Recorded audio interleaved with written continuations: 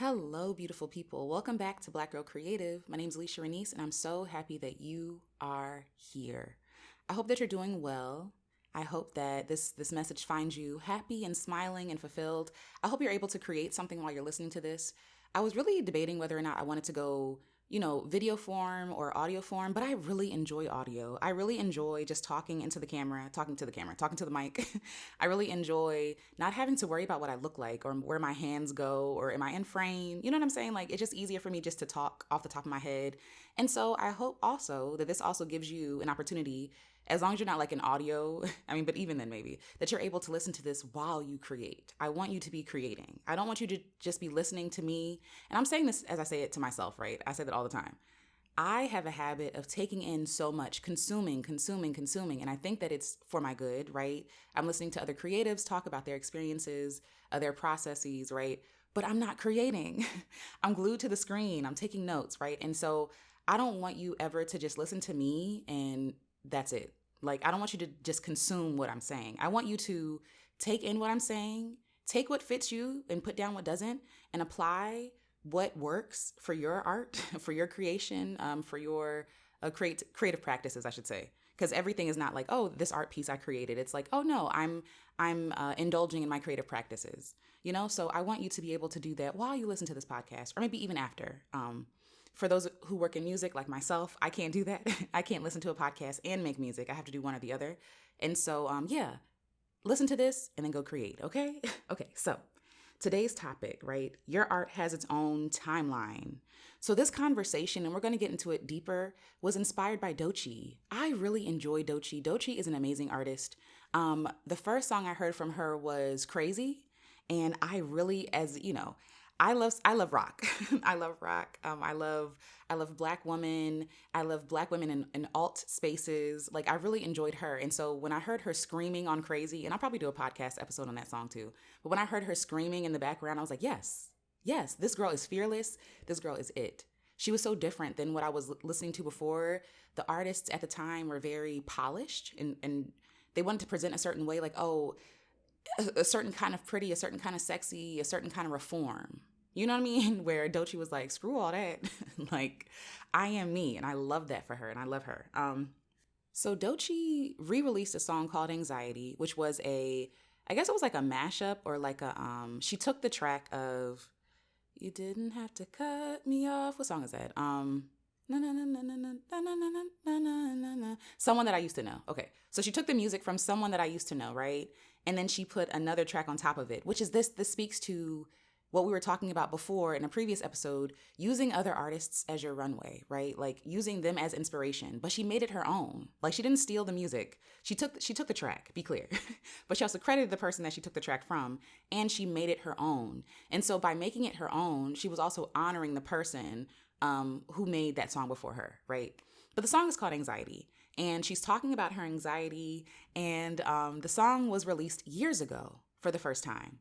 It is now resurfacing, and it's really trendy. It's really trendy on TikTok, on Instagram. People are doing reels to it. Doechii, this allowed Doechii to meet up with Will Smith and Ashley. I want to call her Ashley Banks. That's crazy. Tatiana Ali. Tatiana. But yeah, she's in a spot with Tatiana Ali and Will Smith, and they're dancing in that classic scene where Ashley Banks was dancing to headphones and Will Smith comes in behind her. Like, it's so dope. It's so amazing to see how our art lives longer and lives a different life and reality than we do. And it can come back and circle back and provide more opportunities for us in the future, okay? So for all the artists out there, I feel you when you put your art out there and it feels like no one's gonna watch. I put this out last week, no one saw it, or I put it out last year, no one cared about it. What else? Like, you put out a song and no one listens to it, a podcast, and you get no listens. You put your heart and your soul into your work, into your writing, into your paintings, right? And then you feel bad when it gets like 5 likes, and you think to yourself, is this all my art was created to do? Was it only just created? Number one, let me go back here. Number one, your joy is inherently important. We're going to come back to that. Creating for yourself is important, but I also understand how discouraging it feels when that is not your focus. Your focus is not necessarily just creating for you. When you're trying to create for other people and you want to share with other people, there's nothing wrong with wanting to be recognized. There's nothing wrong with wanting attention. Like, yeah, sometimes you create stuff because you want people to see it. You want people to respond. You want people to have a natural response. And it's discouraging and heartbreaking when you put your art out into the world, or your video or your podcast or your painting or your song, or insert whatever it is here, your program, right? And nobody responds. I understand how painful that is, but I'm here to remind you that your art has its own timeline. Just because you released it today and nobody pays attention does not mean that this is all there will ever be. So I have notes that I'm going to try to stick by as much as possible. But one thing that's coming up for me, even as I'm talking about this, is repost your old work, reshare your old work, relaunch your old work. And I'm putting old in parentheses. I think with the advent of social media, we have been discouraged from resharing our stuff. We think that it's embarrassing. Like, oh, we saw you post and we saw that nobody liked, and so you're going to post again. It's really embarrassing. But no, like, this is your art. You spent hours, you spent days, weeks, years sometimes, years. Your whole life's experience you bring to your projects. And so you think that because I posted it one time and nobody responds to it, that's it. It's dead.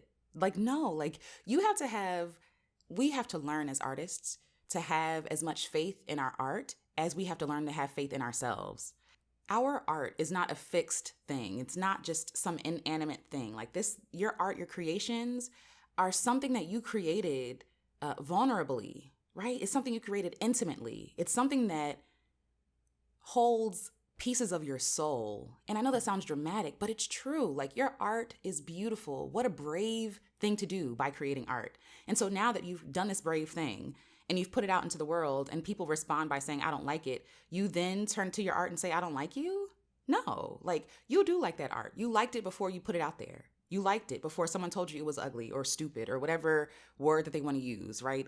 That you knew that it was beautiful before someone called you untalented. You know what I'm saying? Like, there's something in you that knows that when you were creating it with so much enthusiasm and excitement and pleasure and sometimes frustration and then joy again, right? Like, you know the process that went into creating this thing, and then you put it out into the world, and then when someone rejects it, it feels like they're rejecting you, right? And so we don't want to put out there again what someone's going to reject.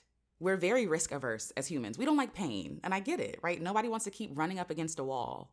And so because we put out a thing and it doesn't have the response that we want it to have, we give up on it. We say it's dead, it's done. No, I'm putting the power back in your hands. As an artist, I repost my stuff all the time. I repost ideas. I reshape them, like things that I've talked about before. I use that as runway for my art in the future, right? None of my art is ever dead. My friend Alexis has a quote that I love that she says, nothing is ever wasted. Everything is compost. And I think it even goes with our art, right? Like, I have projects that I put out years ago that I did not have the knowledge I'm signing and you can't see me, but but I didn't have the knowledge to promote. There it is, the promote. I didn't have the knowledge. I didn't have the wisdom. I didn't have the bravery. But looking ahead now I do. 10 years later, or I guess like 9 years later, I do. My first project I put out when I was 26, I think it was 26, 27. And I didn't know what I knew now. I didn't know what I knew now. And so now that I have new wisdom, I have new experiences, I have new know-how, I even have a deeper knowledge of who I am and what works for me and what doesn't, right? I can promote my art again. I am still so proud of the art that I put out 10 years ago. I am still so proud of that art. And because I was afraid of promoting, because I was afraid of being seen trying and being seen asking people to pay attention to me, I was embarrassed.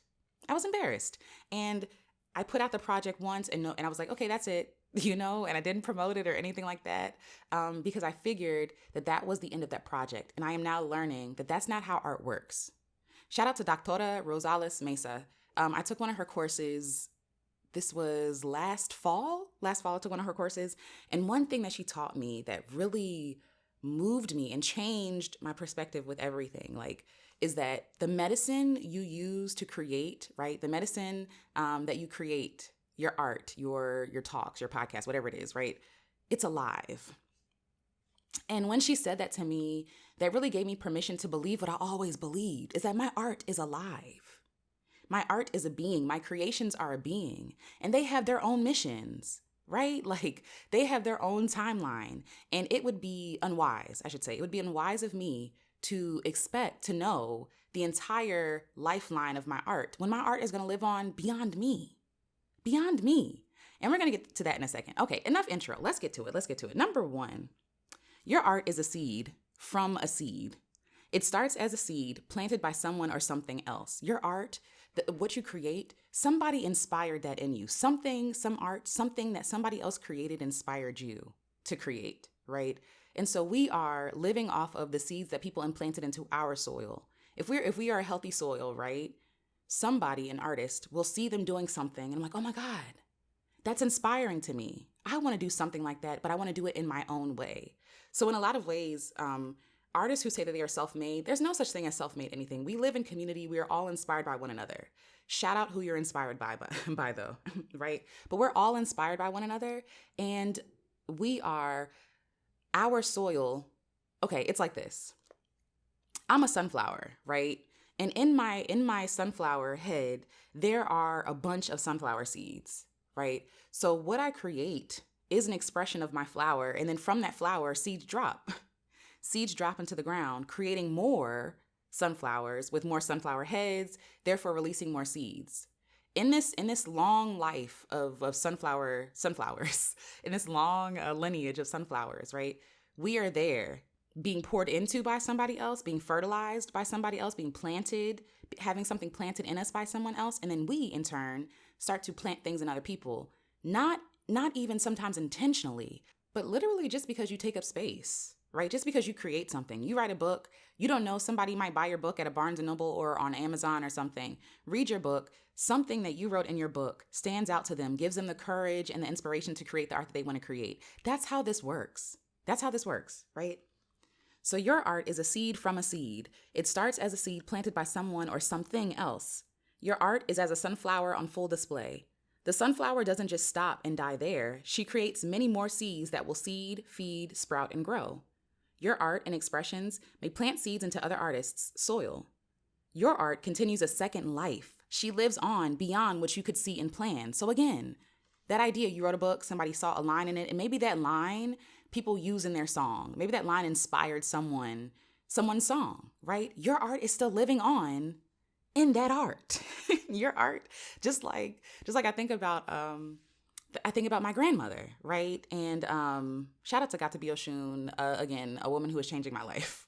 But she was talking about, one thing that she talks about is how, and we've talked about that, we've heard this like in science places, right? But really think about this. Like, I was in my grandmother, right? Like, because my grandmother carried my mom, I was in my mother, right? And I'm sure that when my grandmother gave birth to my mom, I'm sure that she imagined all the things my mom would go on to do, but she didn't know that I would exist. She had no idea. She might have seen like, oh yeah, my daughter's going to have, she's going to see what a mother sees for her child. Oh, my daughter might get married. She might have children. She might, do X, Y, and Z. But she could not imagine Alicia, right? My grandmother's name is Barbara.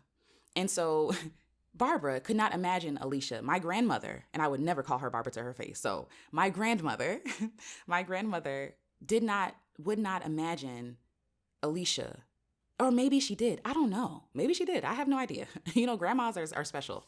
But like, yeah, your art lives on beyond them. There are lessons that I got from my great-grandmother. I knew my great-grandmother. She and I were really, really close. She was born 1912. There are lessons that she gave me. There are blessings that she gave me that live on through me, and I share those blessings with other people. Granny never met any of the people that I came in contact with. However, like I shared a podcast recently about my granny. And bless y'all so much for listening to it. Thank you for honoring her. I feel like I'm going to cry again. Thank you for honoring her and being kind to her. That's my girl. And so sharing that podcast and sharing the interactions that she and I experienced together, like sharing the closeness that she and I got to experience, and having people identify with those things, their own grandmother or their own great-grandmother, or people just saying, I love the way that your grandmother sounds. Thank you for sharing her stories. Like, that's my granny living on beyond her, beyond me, beyond what she could create, right? Low key, like she created me. Like, so let me not, but you know what I'm trying to say. It's that like grandmothering that we do.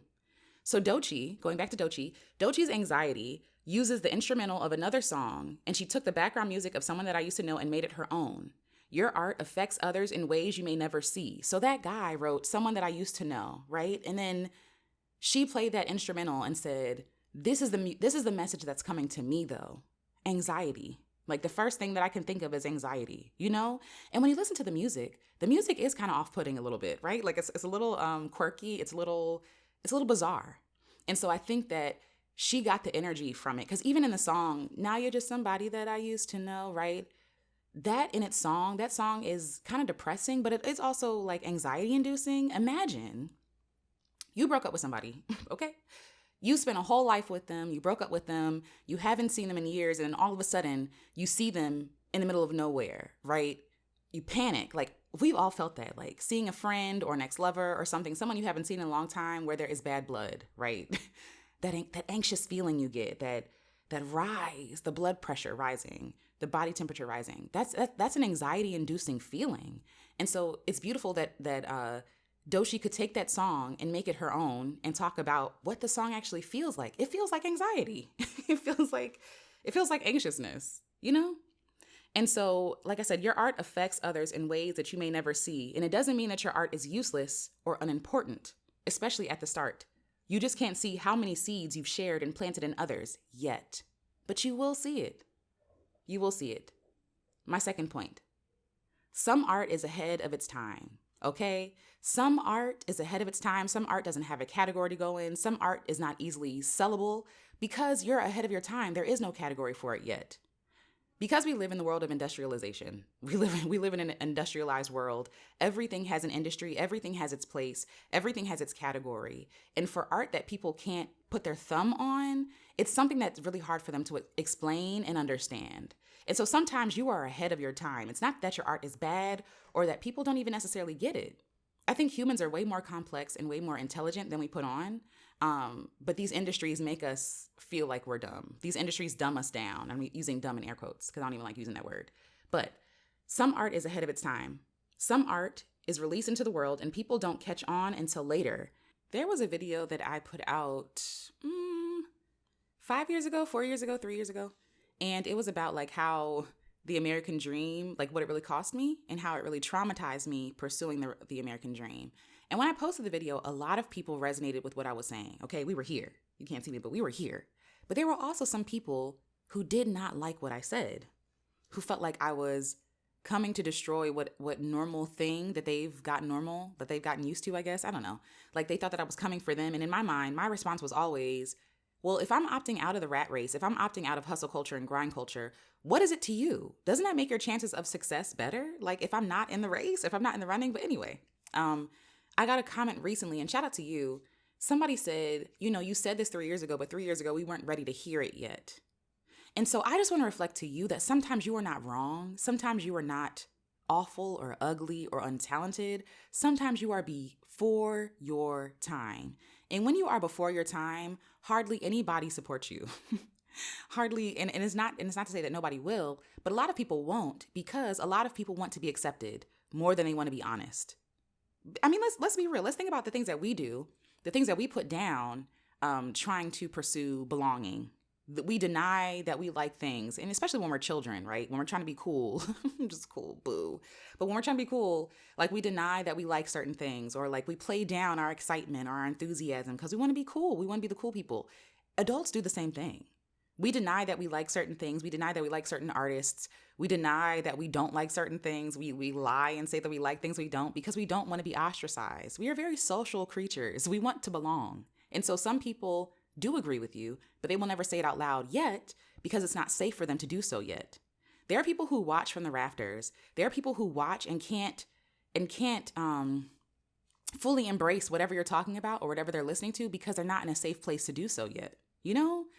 Because art, let's be serious. Art is dangerous in the best way. Art has the ability to resuscitate, to revitalize, to heal, right? To resurrect. Like art has the ability to chop down. Art has the ability to awaken people, right? Like art is dangerous. And so there are powers that be that work really, really, really hard to shame people for liking things. It's that serious. It's really that serious. It's insidious. It's that serious, right? And so going back to Doechii's Anxiety, sometimes the art you've created and forgot you shared gets a second life. There's a resurgence. So Doechii released Anxiety, that song, 4 years ago. 4 years ago, and it looked like in her bedroom. She looked like she was having a great time. It was dope. And I've been having a lot of fun looking back at her older things, at her older work, and seeing how far she's come, seeing her manifest the life that she wanted. She wanted to be an artist. And so I think that's so dope to be able to go back in time and see, girl, you doing a daggone thing now. You are doing it, and you're doing it, and you're able to be fully yourself. And I love that for her. But yes, Anxiety was released 4 years ago. Since then, she has released so many other songs that so many people know her for. Like, again, Crazy, or even her most recent mixtape, which is called Alligator Bites Never Heal, by the way. Go check it out. But yeah, like, she's created so much art since 4 years ago. And then 4 years later, here comes Anxiety being re-released, and there's a resurgence of her art. And I think that speaks to your art. Your art lives on. So it went from a song that she created in her bedroom, right, with the inspiration of a different song, to now people using that song to express their own anxiety, their own fear, their own discomfort, right? Like she's opened another gateway for people that was planted 4 years ago. Again, sometimes you are ahead of your time. Give your art time. Just like you need time as an artist to develop your own voice, your own skills, right? Like we don't poo-poo artists who are just starting off and just trying. We don't do that. That is so destructive, and it's violent, and it's abusive. The same way our art, like the art that I created, the first song I ever created was a song that I would do completely different now.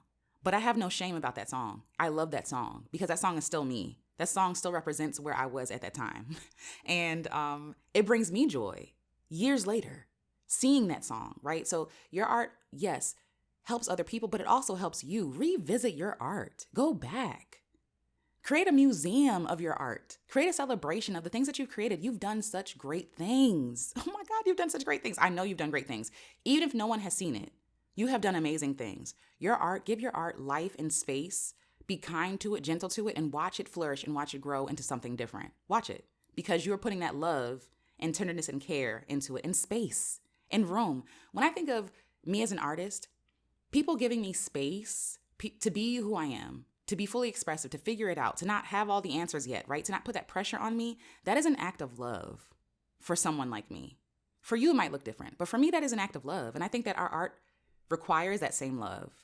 Our art are little fractions of ourselves, little pieces of ourselves. I'm not saying that we break our pieces and like we lose ourselves, but like, no, like we inject or infuse, I should say, that's a better word. We infuse ourselves into our art. You know what I'm saying? And so like our essence is always there. So why would you ever be cruel to your art when that is a little piece of yourself? Why would you do that?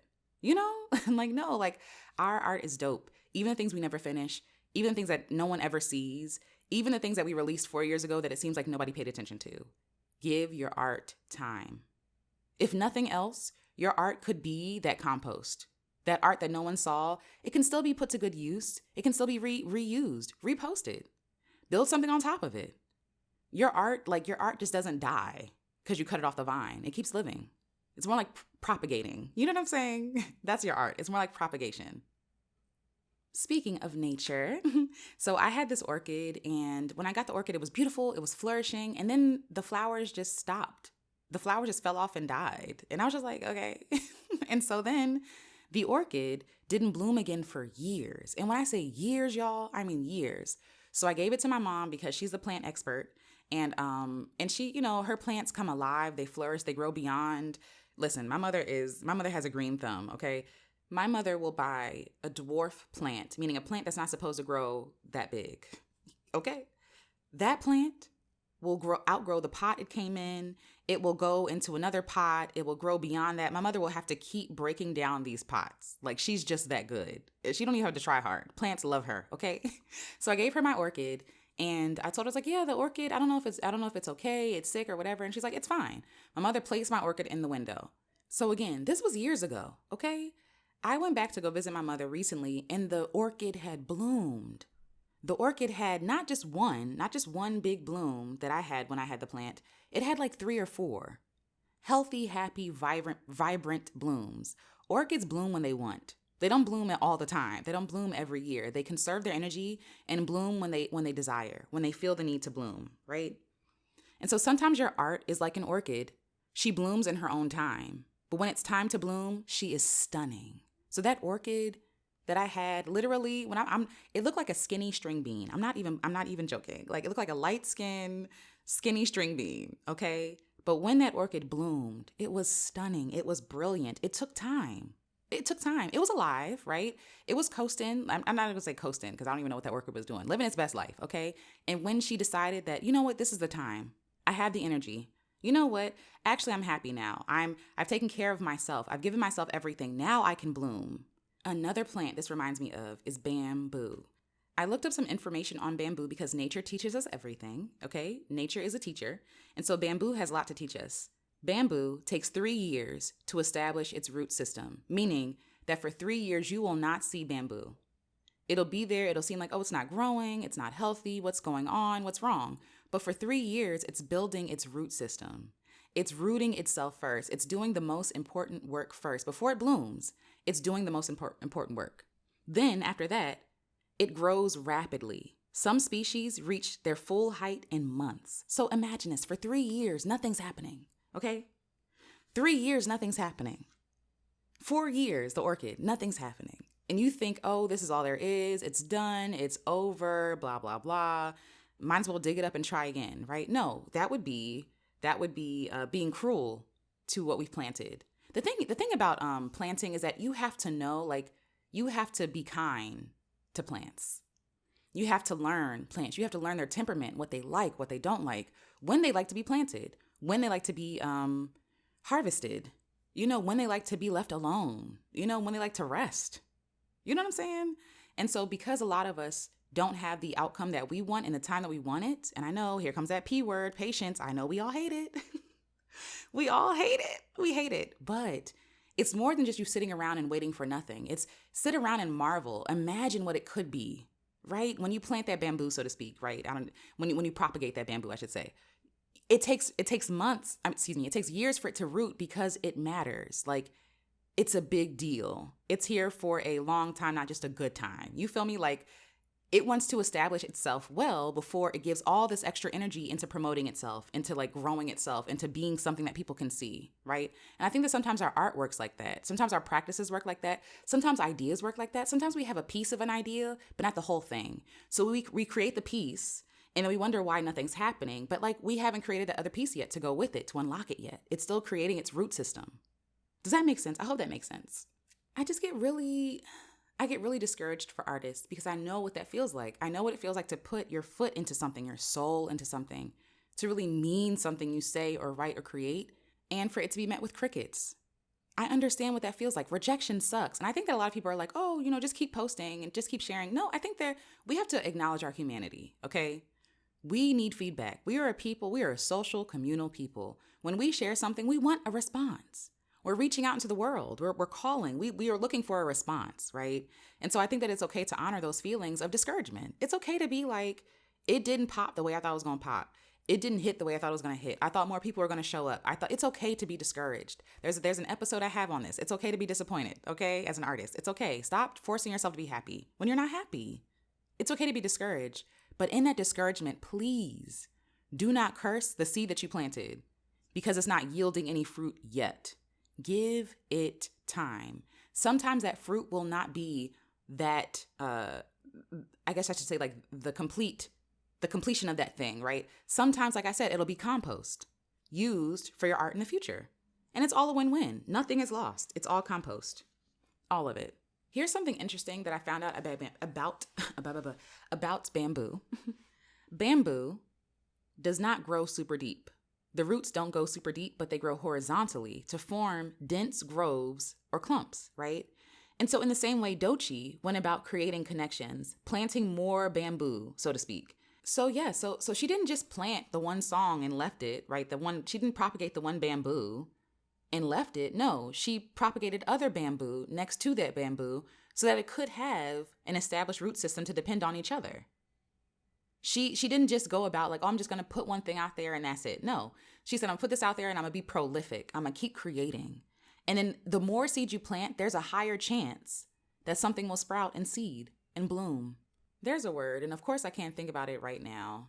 It'll come to me when this is no longer necessary. And it's probably very simple. But there's a word. And it almost came to me. But exponential. Okay, there we go. Thank you. Thank you, brain. Thank you, spirit. Exponential growth, right? So it's not just that you plant one seed and one thing grows, right? It's like the sunflower. You plant one sunflower seed, one sunflower grows, right? But from that head of that sunflower, there are hundreds of seeds. That's how your art is. So when you plant one work of art, it's not just, oh, this is the one standing. No, every work of art that you create pours into one another. And we'll get to that in a second. I don't want to get ahead of myself, but Doechii went about creating connections, planting more bamboo, so to speak, and her art's network system is dense, vast, and generously expressed. She is prolific. She doesn't withhold her seeds. She plants. And because she plants, therefore she reaps.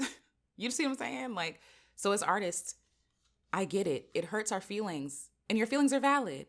And also, one of the things that'll probably make you feel better is creating more art. Using those feelings for art, for the creation of art. It's grieving, it's mourning, it's expressing, it's venting. It is coming up with different strategies and dreaming up new things, but also it is creating more art, creating different art. And so even that rejection from the art that you shared is still inspiration created by that art that you shared. You see what I'm saying? So now you're creating art based off of people's responses to your art. It is still your art doing the work. It is still your art on its own timeline. So you think that your art was created for something, for one thing, when really it was created for another thing that you're able to respond to now. Does that make sense? So maybe you created your album. You thought everyone's going to love it, blah, blah, blah. Maybe everyone hates it. Maybe it's triggering for some. Maybe it makes everyone angry. And from that, you start feeling something, and that makes you want to create something else. I'm not saying be out here triggering people for no reason, though. I'm not. But maybe the response from your art is more for yourself than other people. That is okay too. Number 3, art you may not think is good enough can actually bring people joy later. Art that isn't appreciated now can be appreciated later. So yeah, I don't necessarily think that artists should be focused on making big splashes. I think there's nothing wrong with that necessarily, but I think that every artist is looking for like that big thing, that one big thing, where I think that we should be planting seeds gently. I think it allows us to be safe. It allows us to measure our energy and measure our time, right? When we make a big splash, sometimes we don't really take into account the trauma that happens to our body. For example, I've been watching some videos on divers. I don't know how I got here, okay? YouTube's algorithm, okay? But like I've been watching videos of people diving, like professional divers, like into a pool. From the high jump into the pool, you have to break the water correctly so you don't break your spine. You have to break the water correctly so you don't break your neck. You got to land in the pool a certain way so you don't hurt your knees. Like when you're doing heavy impact stuff like that, there's more room for error and more room for injury. When we do things gently, kindly, calmly, you know what I mean? Like intentionally, right? When we do things slowly, then we can create art that lasts longer, but also allows us to last. We don't want to create art that wears us out. We don't want to create art that has us half dead by the end of the session. You know what I'm saying? Some art will possess you in that way. Some art, like the creating of it, you don't know what happened. Hours have passed by, but it's hours filled with energy. Like it's you energized and getting it done versus like slumming it and like forcing and hustling and grinding your way through an art piece or an art practice. Nobody wants to do that. Be gentle with yourself and gentle even with your process and gentle with the timeline of your art. Stop being so rough with your art because it's not producing in the way that you want it to produce in the time that you wanted to produce it. Your art is not a slave to you. Your creations are not your slave. Your creativity is not your slave. Your gifting is not your slave. You are not your slave.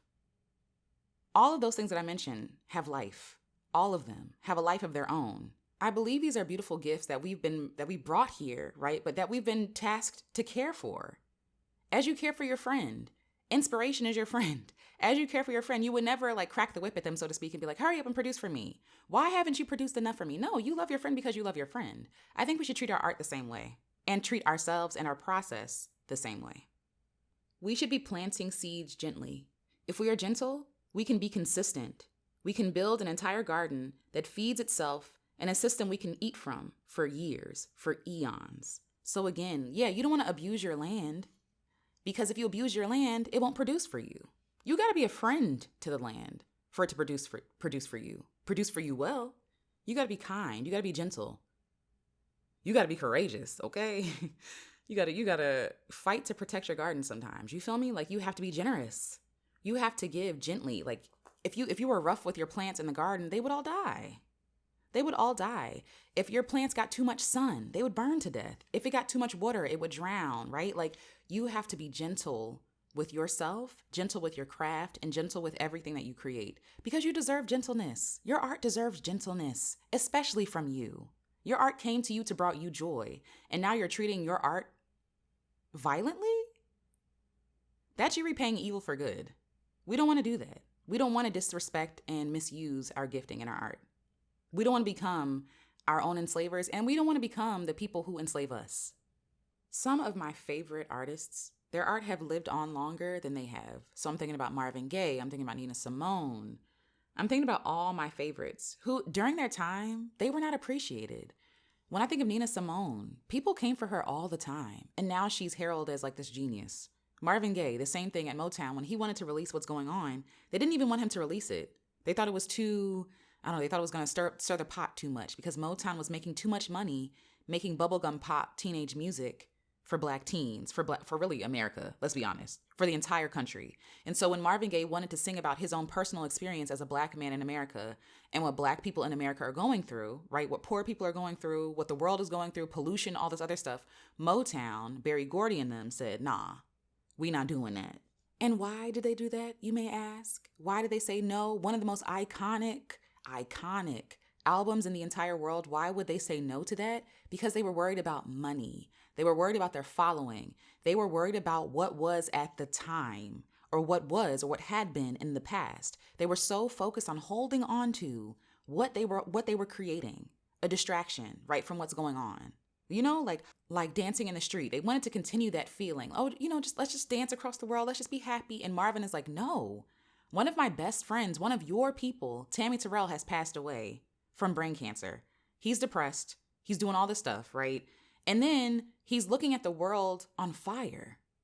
And there was a turn that was happening. And he had to create this art from his heart about what was going on in the world around him. And people around him were telling him it's silly. It doesn't make sense because Marvin Gaye was ahead of his time. Nina Simone was ahead of her time. At the time, they were talked about. They were dragged. You know what I'm saying? They were given little room to grow and to create. And now we look back on them like heroes. They had to be brave. They were before their time. They weren't the issue. They weren't the issue. They were trying to wake people up to what they didn't want to see. So of course, they were going to face pushback. It was inevitable, right?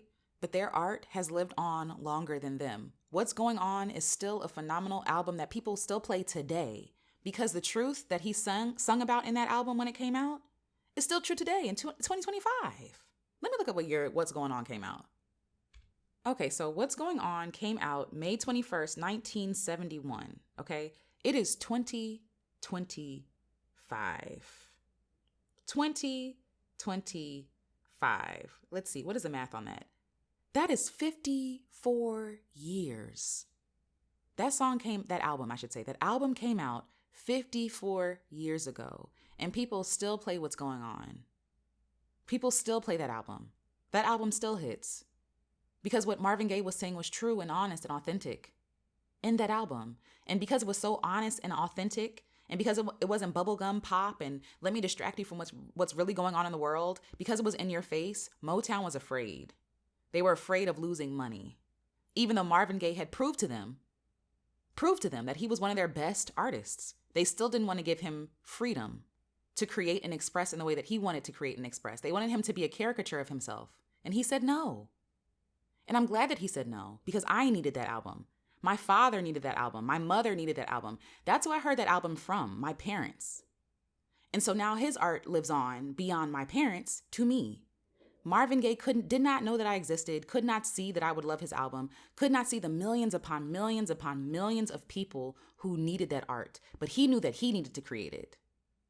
And so maybe sometimes in the moment when you're creating the idea, when you're sharing the idea with other people, they don't get it. They can't see it because they don't have the eyes to see it. They weren't given it. You were. You're looking for validation and permission from people who can't even see it, from people who are afraid, of losing money, people who are afraid of losing support. And that's all of us, right? It's not saying that you're somehow better than, no, like your craft was given to you for a reason. Who's to say that Marvin Gaye was not afraid? Who said that? Who said that Marvin Gaye was not afraid? Marvin Gaye was passionate. He was impassioned. He had to create that art. But I imagine that he was afraid too. This was so different than everything else that he had created, especially with Tammy Terrell. I think of their love songs and they're always so happy and sunshiny. Ain't no mountain high enough. If I could build my whole world around you, if this world were mine, right? Like there's so many songs that they created together. And to go from that to Tammy Terrell passing away tragically from brain cancer at a very, very young age. I think she was like 24. She was so young. To Marvin Gaye now watching the wars, watching the pollution, watching people struggling to make ends meet, watching Black folks getting killed. He said, enough of this. I have to say something. I imagine that he too was afraid, and he still felt the need to do it. And he obviously had to ask permission, but he didn't ask for permission. He created the art that he wanted to create and said, this is what I plan to create. It's up to you, Motown, whether you want to release it or not, but this is what I created. He created it with the Detroit Lions. Oh my God. Just watching the process of the art, that'll be a whole other episode in itself. But Marvin Gaye is one of my favorite artists. People, questionable. Artists, I admire him. But yes, if you can learn anything from Marvin Gaye or Nina Simone or anybody else, remember this. How things are today is not all there will ever be. Give your art time. How things are today is not how things will always be. Give you and your art time. Give your craft time. Sometimes you get a download for an idea that doesn't make any sense until you do it and you see why you were inspired to do it. You were doing something to get ready for something else, or you were creating something like Marvin Gaye. Something that people may not approve of because it's too yikes. It's too in your face. It's too confrontational. It's too honest. It's too real. And sometimes time is not ready for that. But after a while, people will read and listen and learn from you and be like, you know what? Actually, you are absolutely right. You are absolutely right. I think of some artists as prophets. When I think of prophets, I think of obviously my upbringing in the Christian church. And thinking about how prophets were never respected where they were. They were always kind of chased out. They were always demonized. People hated to see them coming. Oh, here they come again. About to bring something. They about to say something else we don't like, right? Like in the same way, I imagine Marvin Gaye in the studio being the prophet. Oh, here come Marvin. Because if this was created in music, you know that he was talking about it. You know that he was talking about it or writing about it. Maybe talking about it over a drink. Or like in between sessions, recording songs. Like you see what's happening? People being in Detroit, they could not see. The Black folks in Detroit saw what was happening, but they couldn't be a fully expressed human being. They wanted them Black people in Motown to shine their teeth, to smile in people's faces and make them feel happy. They didn't want Black people to be human.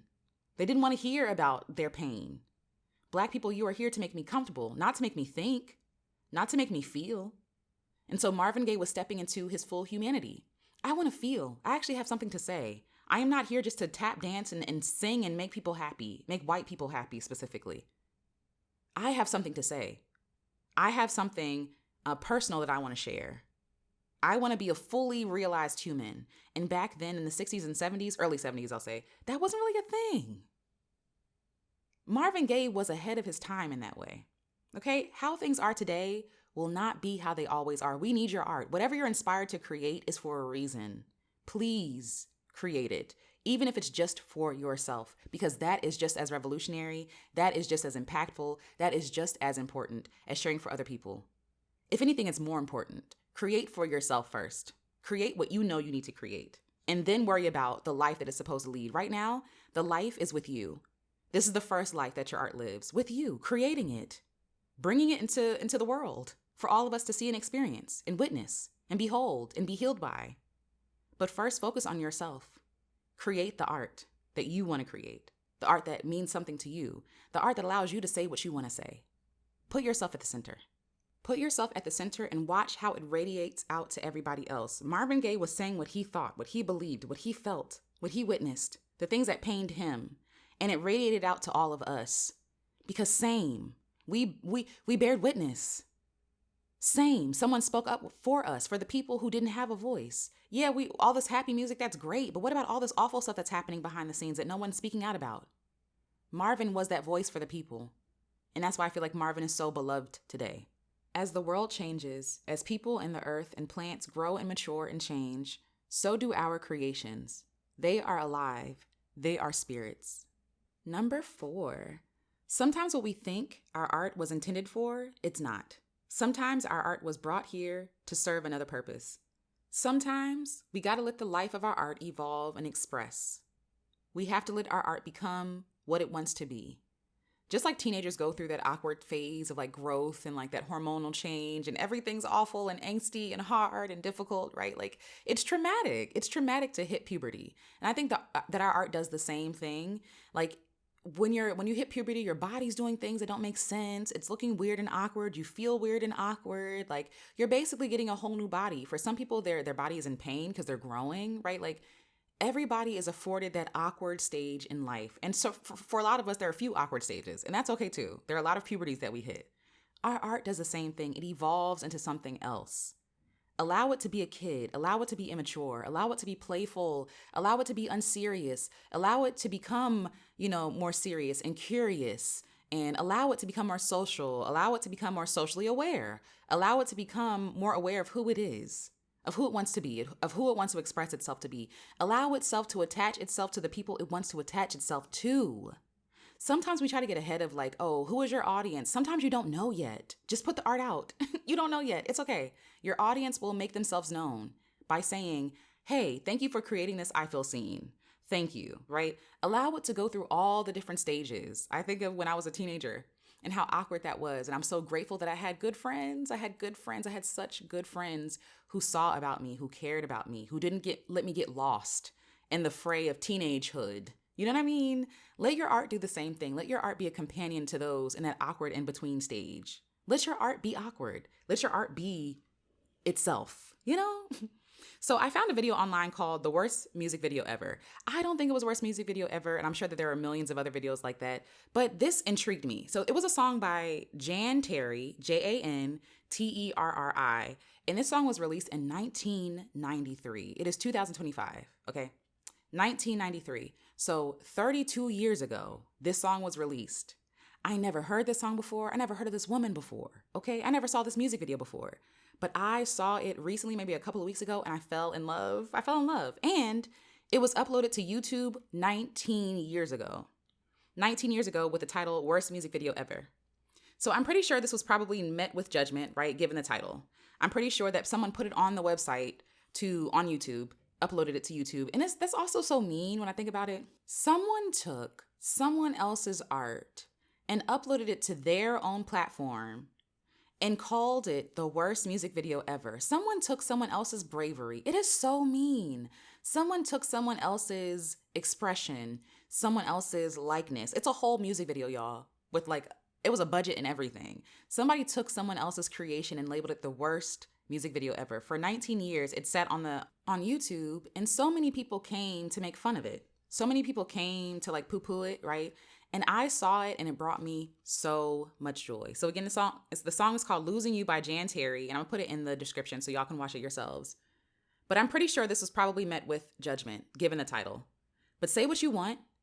Terri was brave enough to place her seed into the ground. She was audacious enough to be like, you know what? Y'all might not like it, but I'm gonna make my music video anyway. I'm not here to ask you for permission. And because of her bravery, somebody took her music video, right? And immediately I'm thinking about church when people would say stuff like, what would they used to say? They used to say what the enemy meant for evil, God made it good, or God meant it for good, or whatever the heck, right? Because this person took her music video to make fun of her, right?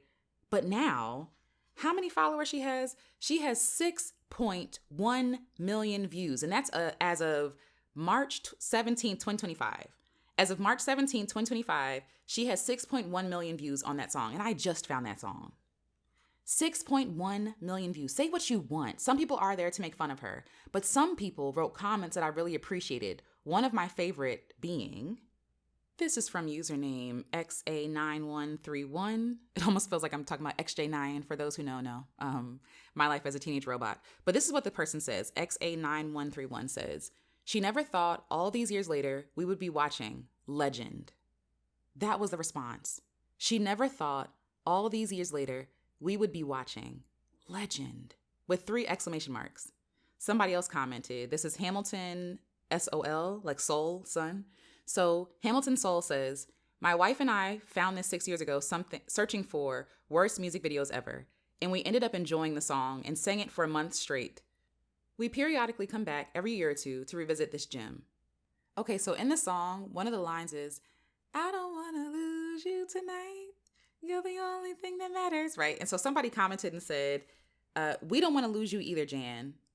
And I'm just like, say what you want to say about Jan, but she still brings so many people so much joy. And it's still being recommended today. That's how I saw the video. It was recommended to me by YouTube. So somebody tried to play her face and make fun of her, right? By calling it the worst music video ever. But at least it was a music video. At least she created something. At least she was brave enough to take up space, right? Like whether you like it or not is really none of her business. She created what she wanted to create for herself, you know? And I feel like we as the critics, we become too self-concerned. We center ourselves too much when people create things. I don't like it. Who cares that you don't like it? It wasn't made for you. It wasn't meant for you, right? Like, and even the representation or the presentation of this music video, right, is so much fun for me because it takes the pressure off of me as an artist. If this woman, Jan Terri, okay, can make a bad music video and get 6.1 million views with people still singing her praises, even in the noise of people making fun of her, girl, then why can't I take up space? Why I can't create bad art? Why I can't do what I want? Why can't I have fun? Why can't I blow a whole budget on a limo, which I think is what she did for this music video? You know what I'm saying? Like, why not? Por qué no? I don't even know if Jan Terri is alive. I have no idea, but I'm grateful for her. I'm grateful for her taking up space and making that music video. I'm even grateful to the people who were trying to make fun of her and say that her music video was bad. I am grateful either way because I still got to sup and I still got to enjoy the art that Jan Terri created. She was brave enough to place her seed in the soil, and 32 years later, it's still a joy. And her song is being used as inspiration now in this podcast. So thank you, Jan. Thank you, Jan Terri, for your contribution as well. You know, she will never know that I exist. She may never know I exist. And when she created that song in 1993 in that music video, there's no way that she could imagine that YouTube would be a thing, number one, and that people would see her art. This is, again, stop worrying about where you are right now. You don't know what will ever be. You have no idea. Her art was repurposed on a platform that didn't even exist when she created her art. YouTube was not a thing. And somebody else uploaded her thing. She didn't even do it. Somebody else did it for her. Don't worry. Keep creating, okay? Keep creating. Your time is coming. And it's multiple times. It's not one thing. It's not one big break. It's multiple breaks. It's multiple breaks. Even when I talk about Doechii has been prolific for a long time.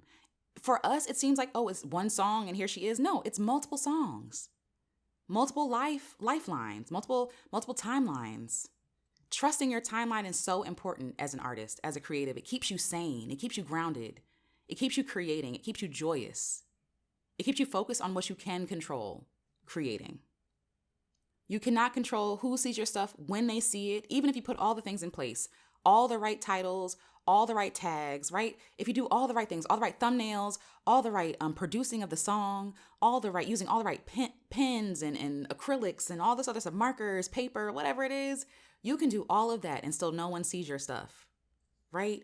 You have to trust that your art is created for a reason, even if it's just for you to lay eyes upon it. And then who knows, maybe 32 years from now, somebody takes your art, re-uploads it to something else or uses it as inspiration for something else. You know, maybe nobody makes fun of you. Maybe it's like, yo, I found this obscure thing on the internet that I'm grateful for. And you may never see it. Sometimes we may never see the impact that we actually make in people's lives, you know? So don't discount where you are, what you're creating, because it seems like nobody cares, nobody sees, nobody is interested. And also, we are working with algorithms, y'all. These are powers that be. These are gatekeepers. These are people who are stopping people from seeing your art. Keep showing up, keep sharing it. I'm learning that resharing my stuff is an act of bravery, is an act of defiance, is an act of resistance. Because I dare take up space, and then I take up space again, and again, and again, and again, and then differently this time, and with a different background this time, with different music this time, right? Allowing myself to show myself in progress, to even show my work, to show my art in progress, to see how far I've come. I repost videos of myself singing all the time because I'm proud of myself and I like it. I like how I sound. And I imagine that if I like it, maybe other people might like it too who have never seen that video, because it's at this point, 8-10 years old. And I'm exaggerating at this point, but you know what I'm talking about. Like, repost your stuff. The stuff that you post on your Instagram 10 years ago, nobody saw that who just followed you. Repost it. Don't you want to share your art with people who actually care about you and what you create? Don't count yourself out. Don't shoot yourself in your own foot because you think that you can't share it again, or that it's lived its life and it's done. You have no idea what kind of lives your art has been living without you. It's like Toy Story, right? Like when Andy would leave the room, all the toys would come to life and like live these entirely different existences than Andy imagines, right? And then Andy comes back and comes in and plays with his toys in the way that he wants to, but his own toys are living their own life. That's your art. That's your creativity. Excuse me. Those are your creations. They're living a whole other life without you while you're creating other stuff, while you're going about your day. I'm literally, I could be traveling and I get a message from somebody saying, thank you so much for your song. What? I'm not there with them, but my song is. Let your art be. Let your art be displayed. Let your art be seen and experienced. Let your art live. The takeaway for this section is your art may change form and flourish in ways that you could have never predicted. Allow it to live. Allow it to bloom. Número 5. Art creates more art. Art creates more art. When I think of recycling art to make more art, I think of hip hop. I think of hip hop because hip hop was greatly impacted by and pulled inspiration from genres of music that people would not give a chance otherwise, right? Like disco was becoming dead and people were like, yeah, disco's dead, blah, blah, blah. People were taking the break beats of disco songs. So, trying to think of a popular disco song. At first I was afraid, I was petrified, right? And then you get to the chorus, that I will survive. Oh, as long as I know how to love, I know I'll stay alive. During that song, there's a part where her voice is taken out, right? And it's like, hey, hey, da-na. The strings go in their little dance, right? And people can use that where there's no vocal, where people are just going to repeat that part over and over again. That's usually the part where people want to dance. Like they're going off, they're going in. Hip hop, people in hip hop, I was going to say hip hoppers. People in hip hop, people who studied hip hop, people who founded hip hop, took the beats from disco and made hip hop songs, made break beats where people can break dance to. Like that, I love, even though hip hop has become something different than it was intended to become. I really do enjoy the foundations of hip hop and how Black creativity is on full display here. Like Black and brown creativity is on full display, taking something that people would discard, that people would throw away, and making something beautiful out of it. And I think that is the magic of creativity, and Black people specifically. And because I am Black, I see Black people do this all the time. I see Black women do this all the time, right? Take something that is seen as scraps, using air quotes, scraps or trash, and making something beautiful. And then what happens is Black people make things beautiful, and then white people come and try to take it from them. That's what happens. So you didn't want your thing before. You didn't want and I'm speaking specifically because this is something I've heard from my Jamaican friends. Y'all ain't want oxtail before. Okay, now it's overpriced because Black people made it beautiful. Jamaican folks made it beautiful. You feel me? Like, that's what happens. And so, like, to be clear, I have a lot of criticisms for hip hop, especially today, and especially the male creators in hip hop. I don't like the misogyny. I don't like the hatred. I don't like the violence. I don't like a lot of it. I don't like how women are treated. I don't like a lot of it. And so, yeah, I have a lot of criticisms of that. But the foundations and the creation of hip hop is what I'm talking about. Taking something that is beautiful art and making even more beautiful art with it. I love, love, love that. And even the idea of, like, you know, the scratching on the record, that was made on accident. Like that was something that was supposed to be unsightly and ugly turned beautiful. Now in hip hop songs, that's like a standard in what you hear, record scratching. You know what I mean? Like making something beautiful. I found so much beautiful music listening to hip hop or music that uses samples. For example, A Tribe Called Quest's Electric Relaxation samples a song called Mystic Brew. It's a jazz song. And so you know the song Electric Relaxation, you know that beat that goes dun dun dun dun dun dun dun dun dun dun, right? Or that dun dun right? Like we know that song, Relax Yourself, right? We know that song. That song was sampled from Mystic Brew. And I love hip hop, especially from the 90s, and especially that kind of hip hop music.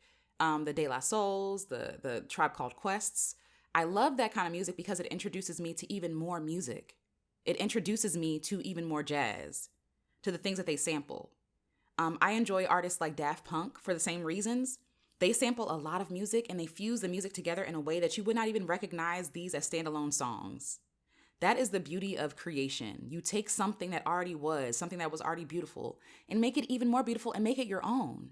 Because no one is saying that Mystic Brew standalone by itself is not a good song, right?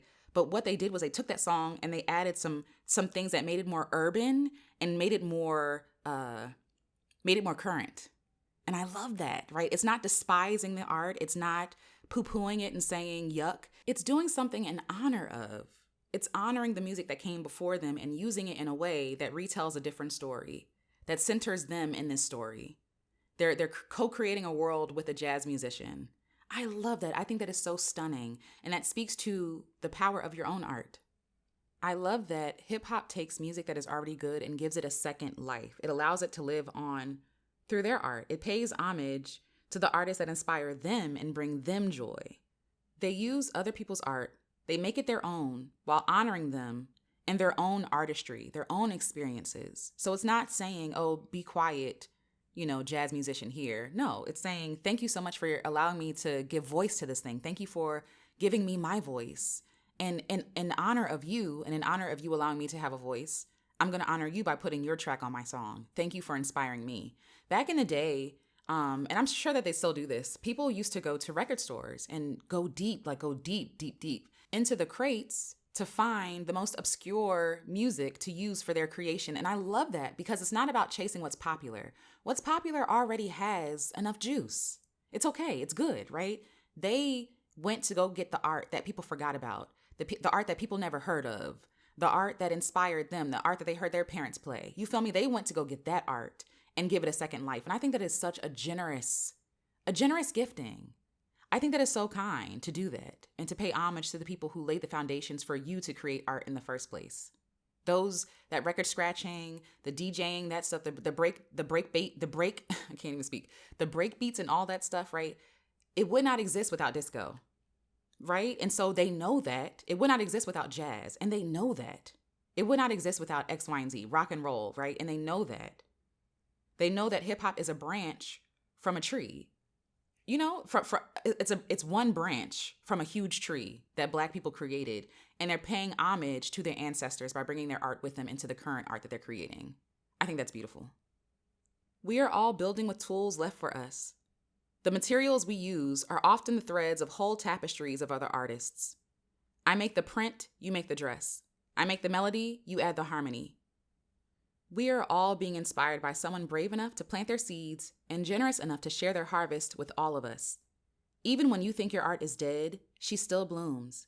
Gather your art as a garden. I think about fallen trees and how when trees are fell, right, when someone cuts a tree down, there sometimes remains a stump that is still kept alive by its tree brothers and sisters. And I think about how Black artists back in the day were so disenfranchised, were so disrespected, were cut down, a lot of them too soon and cut short, underpaid, exploited, harmed, and how there's almost like this redemptive thing that hip hop artists back in the 90s did, where they took, and even today, even though they're not the most popular ones, they take the art from the artists that were disrespected and give them a second life, right? They allow them to say, hey, I'll give you part of the income from this song. You know what I mean? I'll give your family or whoever holds your records and things like that. I'll give them a portion of this money because you deserve. We can pay reparations towards the people who were harmed. Since the foundation of this country, Black people, their talents, their giftings have been exploited. And I think it is such an act of love to reach back to those artists who were disenfranchised and harmed, and to be like, I'm going to give you and your art a second life. You might not be here to witness it, but I still speak your name and I still honor you. I love that. I love that for us. Alrighty, friends, this is number 6, and this is our last point for this episode of this podcast. It's going on a little long, but I still hope that you're able to take something good from this. I hope that you're able to create something, feel inspired. I hope you're able to feel something more than anything else. Number 6, all is not lost. There are many reasons why your creations came to be. Let it show and surprise you. Creativity is magic. Oftentimes, it surprises us. Don't underestimate yourself or your art. Do not assume that you know all that your art will ever be. Don't assume that you can predict the journey of your creations. Your art exists one way today, and later a very different way. There are platforms that don't even exist yet. When Jan made her videos, YouTube didn't exist. In 1993, most homes did not have the internet. You have no idea. That's the point. And that's what makes it so scary and exciting. You have the seed or the flower, but you have no idea what potential lies in your expressions. I keep talking about this example because it's the best one that I can think of right now. But a while ago, I did a cover of Mr. Postman because I love Motown. I love Motown, I love music, and I love singing. So I wanted to cover Mr. Postman, and I did. And I posted it, and maybe like the first post maybe got like 100 views or so. I just moved on to the next thing. It was just like, oh, I just did this for fun. Then a year later, it went viral. Like, a lot of people started watching it, listening to it, and I'm like, okay. So then I started getting like 100,000 views. I'm like, oh, that's dope. I thought that was the peak, that was it. Like, I was like, oh, wow, I got recognized. That's dope, right? No, that's not the end. After that went viral, I got an email saying that they wanted to use my cover of Mr. Postman in a commercial. And at first I thought it was a spam, I'm not gonna lie. And then after a couple of back and forths, it's like, oh, she's serious. That cover of Mr. Postman, which was not done to be perfect, mind you. It wasn't done to be the best singer. It was done for joy, joy only. That cover got used in a commercial that paid my bills for a whole year. Okay? From that cover, I made 60 grand. I gave 15 grand to the person who produced the song for me. And I had 45K for the rest of the year. From my one act of creation years ago, I was able to eat later on. I'm living proof. I'm a witness that your art lives longer than you do. It lives on a different timeline than you live. While you are planting your seeds, right, and going about your day, doing all your things, your seeds are taking root. They're blooming. They're making friends with other local fauna, and plants and stuff like that. Like, they're doing its own thing. We gotta, of course, nurture it and care for it. But for the most part, plants have encoded in them what they're supposed to be doing in the first place. With the right environment, your plant will become the plant it's supposed to be. In a perfect thing, because not every seed blooms, but just go with me here. When you plant a seed in the ground, you're not telling that plant what it should do, who it should be. You're not giving it plans. You're not telling it, oh, I need you to bloom on this side, and I need you to look this color, and I need you to last this long. No, that plant is going to do what it was coded to do before you even planted it into the ground. Same thing with your art. Sometimes we can only see what we can see. We are human. We only have limited experiences. We don't know everything that it can be because it hasn't been yet. Give your art time to show you what it could be. Give your art time to show you what it was meant to be. I think a lot of us count ourselves out and count out. I mentioned before how I did the cover of Mr. Postman. That wasn't for money. That wasn't for attention or fame. It was for my joy. And I think that a lot of us as artists discount doing things out of joy because we don't think it'll bring us money, or we don't think it'll bring us fame, or whatever the heck we're supposed to be looking for as artists. I don't know. They've made our goal and our focus something beyond us, right?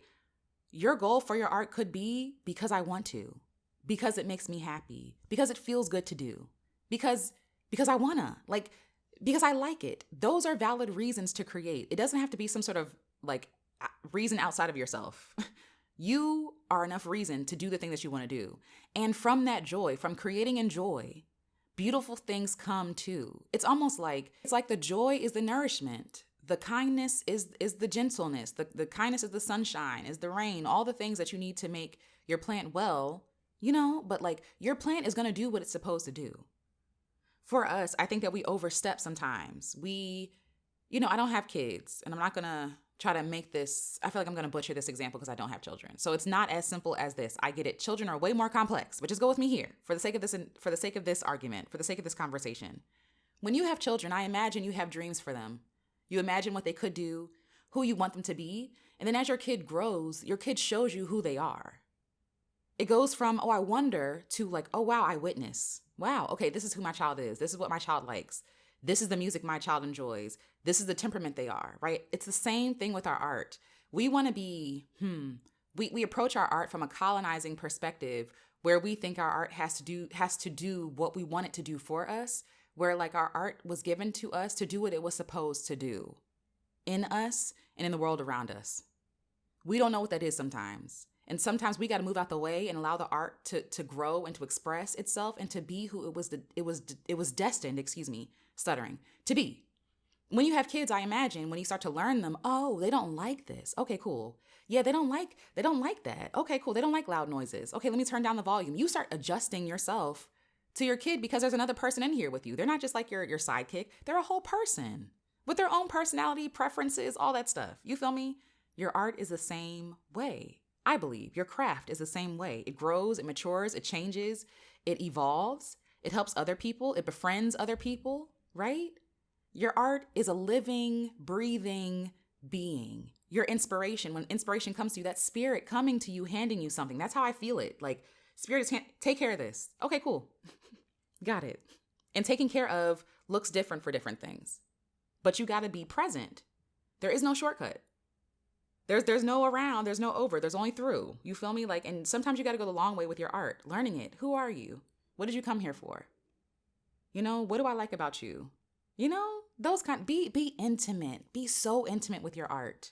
I know it sounds silly, but seriously, try it and see what happens. So let me summarize this real quick. So Mr. Postman, I sung it to have fun. I sung it because I enjoyed it and no one cared. No one paid attention to it. Nothing romantic happened. Okay. I went on about my day and my business like nothing happened. Then the song blew up 2 years later, over 100K views, okay? Then a whole other year later, the song connected me to a woman who sang at Motown, by the way. That's dope. A woman who was actually signed by Motown. What? Like, I could not imagine that. I could not have imagined that. Then, after that, the song gave me an opportunity to get my song on a commercial. And I collaborated with a friend too. He got to eat because of my joy. I got to give him money because he helped me produce the song. And so he and his family could eat too. So you pursuing the things that bring you joy, not only fulfill you, but also other people. Your art lives beyond you. Your joy lives beyond you.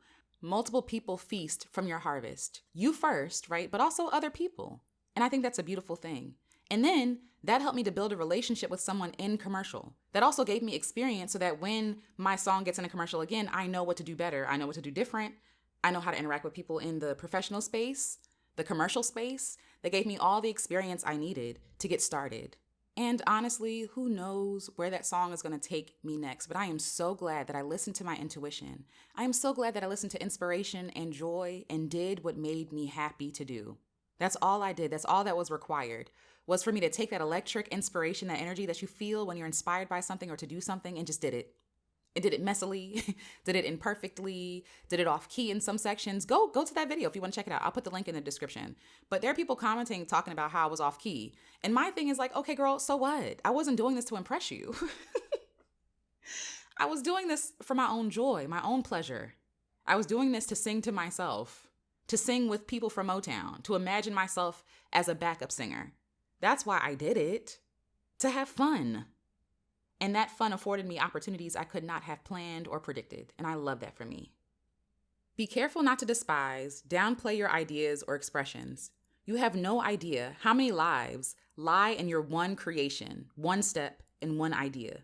While you're creating an entire collection of art for when someone does find you. When I find an artist I love, artists that inspire me, I go back and I binge on stuff that they posted 10 years ago, okay? 10 years ago. I listen to all their music. I listen to all their podcasts. I watch videos that they posted years ago that nobody watched before or that maybe has less than 1,000 views or less than 100. I do it all because I want to really get to know this person that created this art. And so even for yourself, for those who might be posting podcasts or videos or YouTube videos, this stuff happens even to me. People will comment on a video that I've posted maybe 5 years ago and thank me for posting that video. That video might not have gotten the traction I wanted to. It might not have blown up the way that I wanted it to. It may not have even given me any money. You feel me? Like, it may not have profited me in that way, but it profits me in another way. I'm able to encourage and inspire people years later. I am able to exist outside of time. Isn't that crazy? That my ideas, my creations, my music can exist outside of time where I am. My creations are not beholden to the time frame that I am in. My art can if I were to pass, I don't plan on it, but if I were to pass away today, right? My art would live on beyond me. My art lives on a different plane, in a different reality than I do. It is a spiritual being not held by time. Think about that. And we are trying to control a spiritual being. That's not going to happen. Your spirit does well when you allow that spirit to do what it was supposed to do. So yes, in the beginning, 12 years ago, you may have said, no one watched this video. It's stupid. It's a waste of time, whatever. Nobody watched it. 12 years later, that video blows up. It blows up, or it touches the person it needed to touch. It inspires the person it needs to inspire. When I see people commenting on a video I posted years ago that I forgot about, okay? It lights me up and it makes me go back and rewatch my own video. Re-listen to my own podcast. Every time I get a comment on somebody listening to my music, I go back and listen to it. I got to remind myself of what I've done because I forget. I play my face. I downplay my brilliance. I forget who I am. I forget what I've done. I forget how powerful I am. I forget. And they bring me myself to remind me. They bring me a reflection to remind me of my own beauty and my own impact. And I'm forever grateful for them. And so in a way, my art is even living beyond me. My art is empowering them to empower me. So even when I create something that it seems like nobody pays attention to or no one cares about, it still will come back and bless me. It still comes back and feeds me. So I was able to bless myself by having fun, then bless other people. And because I blessed them, they were able to bless me again. You see how that happens? It really is a cycle. It really is what you create, right? When we say that what you do, what you say, what you speak, what you put out into the world, how you pollute the world, for example, always comes back to you, right? And I love using the pollution example because it's an example that we can see, like we can physically see with our own eyes. If I drop a piece of trash on the street, it goes into the drain. I'm from Maryland, so we have like the Chesapeake Bay system where we are. So everything, I remember being a kid, growing up, being taught, whatever you put in your drain is going to end up in our Chesapeake Bay. That's what I think. That's how I think. I think globally. Everything I do has a global impact, whether great or small. Everything I do will become great. It becomes greater. It adds to the greater of whatever is happening, right? So my one little, bag of Lay's potato chips, for example. I don't eat Lay's potato chips. Mommy does, but I don't. But my one bag of Lay's potato chips might end up in a drain somewhere, right? And then end up in the Chesapeake Bay, then end up on this big trash island in the middle of the sea, then end up on somebody else's shores, somewhere else, being polluted. You feel me? Like, that's how I think. In the same way, our art does the same thing. We put our art out into the world. It blesses us. We have fun doing it. We put it out into the world to share it with other people. People do with it what they want to do with it. They honor it. They don't honor it. Then it comes back to us. Our art always finds a way to come back to us in some capacity, in some way. And I love that. And so and not saying that your reason for creating has to be for other people, but if you want to share, right? If knowing that what I do to pollute the earth impacts the earth all around me and how powerful that is, how much more powerful would it be to create art that heals, inspires, encourages, makes me feel happy? Why wouldn't I want to add more beauty to the world? I get to do that with my art. What is that one song that no matter how many years pass by, you listen to it over and over and over and over again? It's the same thing. You are at the right place at the right time. Be here. Focus on this work you have today.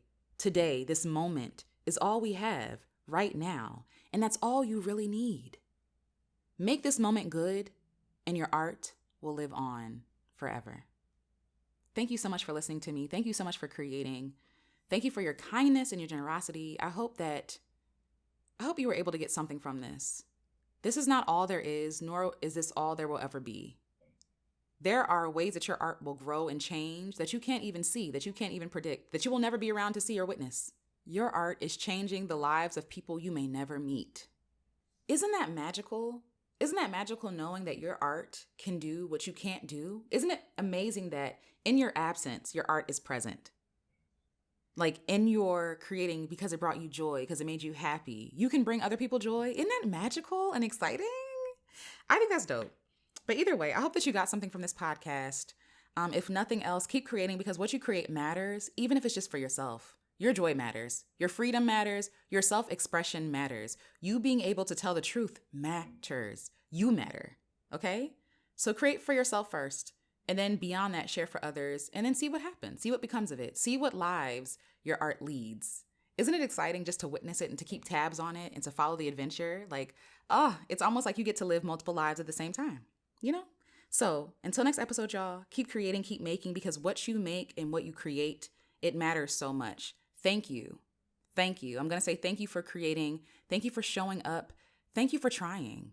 That's huge. That's huge. Criticism is hard and difficult, but you keep showing up. And I just want to applaud you for that. Or you're taking time to recover from that criticism, and that's okay too. But please don't ever think that your art doesn't matter or you don't matter or your joy doesn't matter, your creativity doesn't matter. No, you're creating a feast and a harvest that we all get to feast from. So thank you. Thank you for adding to the wide table, the beautiful tapestry of Black girl creativity. Thank you so much. I love you. I see you. And until next episode, y'all, keep loving yourselves and loving each other and keep creating. Your art is living its best life. Now go live yours.